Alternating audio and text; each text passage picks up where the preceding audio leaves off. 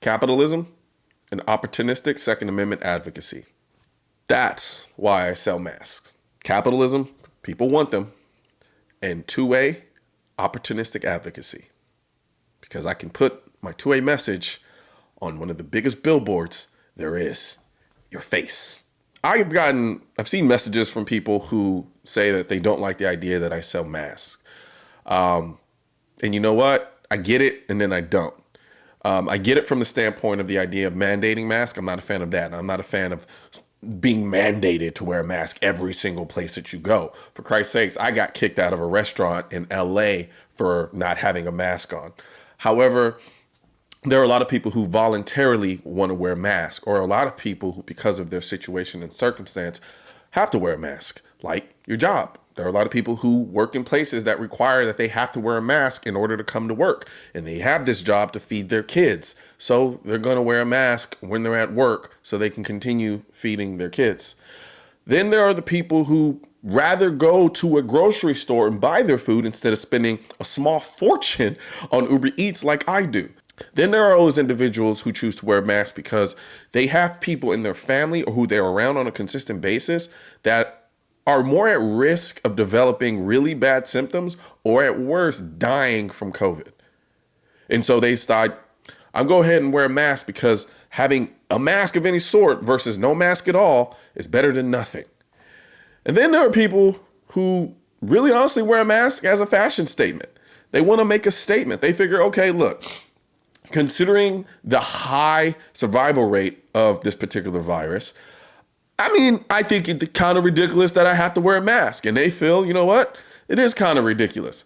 But at the same time, they're like, I don't like it. But if I got to go here and they require I put on a mask, or if I want to go there and they require I put on a mask, it's not that big of a deal to me. Not saying that a mandatory mask mandate is right, because I don't agree with it. But some people don't really think it's that big of a deal. So they actually use it as a way to make a statement. And a lot of these people that I just mentioned are gun owners. And a lot of them want to make a statement. They want to talk to people indirectly about their stance and positions on the Second Amendment. Some people just are super pro-gun and just like the idea of being able to rep something that represents something that they're incredibly passionate about. So this is why I made the mask. It just made common sense, if you ask me. You had a demand. Yes, there were people sending messages who wanted masks. You say, hey, can you make a 2A mask? I'm like, you know what? That makes a lot of sense. Why don't I go ahead and make a mask, put a 2A statement on there, and put it on the biggest billboard you have, your face. Think about that. You know how awesome it would be? And then here's the beautiful thing about the mask. It's designed so that if you don't feel like making a 2A statement that day, go ahead and there's the reversible side. That's just a plain flat color. And you know how awesome it would be to be having a conversation with somebody and they start talking this, anti-gun that, and they don't really know where you stand on the issue.